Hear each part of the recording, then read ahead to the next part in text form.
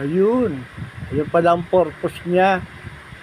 Kaya tinanggal niya yung mga gamit doon para doon siya matulog. Impacto talaga tong pusan to eh.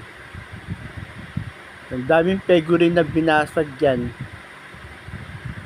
Kumanda ka sa akin, batik. Sige lang. Matulog ka lang dyan. Bukas nakakulong ka na sa kulungan.